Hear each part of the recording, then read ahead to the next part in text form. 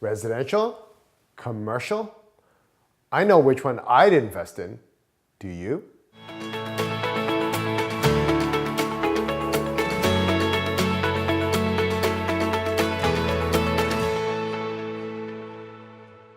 My name is Gary Wong from GaryWongRealty.com. I'm the author of the book on Vancouver real estate. And we're here with Peter again, shooting a bunch of videos on wealth and money. Today, we're going to talk about residential versus commercial real estate. Which one should you invest in? And we're going to duke it out because I'm a residential supporter and Peter really loves commercial.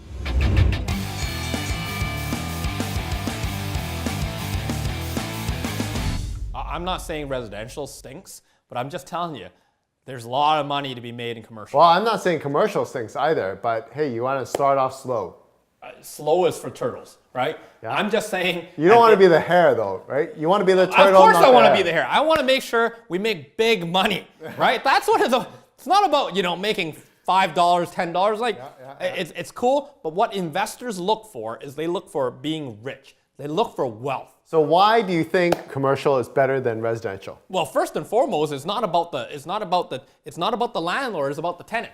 Okay. Right? So that means that you can have a huge portfolio because of your tenants. Okay. Right? And you're assuming your tenants are like Starbucks or, great. Those are like great asset a Shoppers Drug Mart. But what if you don't have that kind of tenant? What do you got the mom and pop shop who goes bankrupt after a year or? What do you mean, mom? Don't buy those assets. Those are not quality assets. Okay, what are you talking about, commercial? I'm talking about you can get involved in strata units. There are potential offices units that you can go for a reasonable value. That's where you talk to commercial realtors, right? Yeah. When it comes to residential, yeah, you're the pro. But keep in mind that there's a lot of asset classes or a lot of properties in commercial that doesn't really have to be $1 million properties. Okay. But what they allow you to do is generate income year in, year out. You don't have the problems with squatters. You don't have the problems with your people not paying rent. You don't have the people destroying your place because oftentimes it's the stipulations in commercial contracts, they are a lot more binding. They're more in favor of the landlord, right? So okay. that's key. Right? How would you feel like kicking out the mom that's There's got to be some horror stories. There's got to be some horror stories. There's always pros and cons. Do your homework, but at the same time, keep in mind, it's a whole lot better than making sure that you buy a residential that doesn't cash flow, right? It doesn't have that growth, and but you have all these properties around. You're also saying commercial always cash flows then. But not always cash flow, but keep in mind this. Look at this. Here's what I understand, right? The people who build buildings, why are they not selling their commercial units? There's a reason. And there's a reason why that happens, Gary, right? But when the builder builds the building and they sell all the residential, but they keep the commercial, tell me why. So tell me why. Because that makes money. Yeah. Right? That's where people wealthy want. Those are assets that people want to keep. Assuming they rent that out to Starbucks. Absolutely. What do you mean assuming? Yeah. It doesn't have to be Starbucks. Those tenancies. Look at it. They're on a 20-story building. You've got hundreds of units. Okay. Guess what? There's 6 units at the bottom. Yeah. Right. So you want to look for places that have flow of people, right? Where you see potential. There's a lot of neighborhoods that pop by. Look at near SkyTrain stations. It does. Of course, you got to understand investing for the long term. It's not about a flip play, right? Typically, commercial is for the longer term. Correct. Right. But that is exactly why your wealth grows over time. So you're suggesting that people should buy the entire commercial units. And that's what my guys do. Yeah, and that obviously requires a larger capital than residential. Not necessarily. Some of the residential now is like $2, $3, $4, $5 million. Right? The down payment after the stress test, $2 million. $2 million typically can buy you a $6 to $8 million property. You can be involved in commercial units with the same amount of money or same type of quality assets with residential real estate. As a matter of fact, some of the property, $2, $3, $4, $5 million is not uncommon in Vancouver. So guess what? You can take that same amount of money, $2 million worth of down payment. You can buy a $5, $6, $7 million commercial building or commercial unit where it's going to be great tenants. Sometimes you can be investing, of course, like you say, in banks or other institutions, Starbucks or whether it's Walmart. These type of assets last for 5, 10, 15, 20 years down the road. And that's about passive income generation over the long haul. So the common misconception that I think people have is that commercial is for advanced investors. And from the clients and people I've talked to about commercial real estate, I always tell them, hey, why don't you get started in residential first? They only own their own property and they've never touched a single investment property ever. And they want to be like, oh yeah, maybe I should buy some office space and I should buy some retail space. And I'm like, why don't you start off with buying a condo, a small condo? Absolutely get started. What I'm saying, sometimes, where everybody goes, that's where you shouldn't go as well, right? Don't take the herd mentality. A lot of people talk about condos and the whole bit. I'm going, great. I mean, yeah, that's $100,000, $200,000 worth of a sometimes down payment. There are opportunities out there. You may be investing a little bit further out, but you now have the possibilities of commercial stratified units that give you long-term growth as well. Don't always just listen to other people, right? Don't always phase yourself out. Don't always think you're little, and therefore don't look at the asset classes that can grow for the long haul too.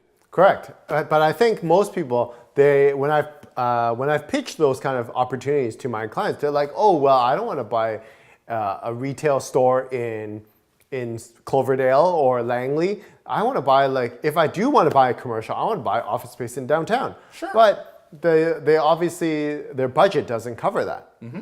Yeah. Absolutely. So I usually tell them, hey, why don't you get started in something that you know a little bit about? Because I don't know, what's your ability, what kind of knowledge do you have about managing a commercial tenant? Here's the thing, it's not about you doing the work. Investments are not about you finding a second job. Correct. Right? That's a common misconception.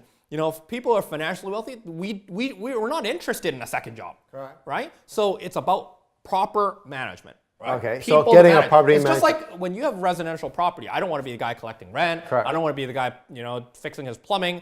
I want to hire the right people to manage that project, whether it's residential. Don't get me wrong, I like residential. I have residential properties. Yeah.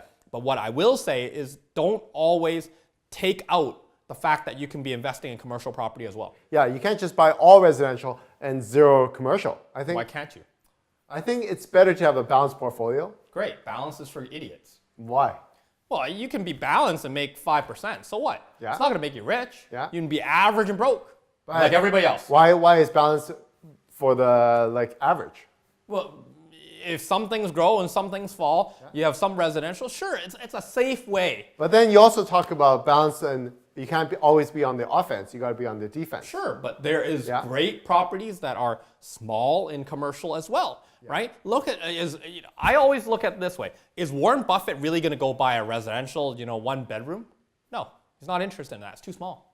Right? That's not for the long term. Yeah, it's great. It's an asset that will grow, but look at the baby boomer curve. There will be a wave of people who are getting into a unit, and then they'll flow out of it, and so you have a lot of rotation. But look for a commercial that allows you to buy into that income. That is a big key. And as a matter of fact, banks love to lend to you if you've got a good tenant, right? But they don't actually care at all who's renting your property. You could have Bill Gates renting your residential property, and it wouldn't matter, right? So, a lot of investors neglect. All I'm saying is, do consider commercial real estate.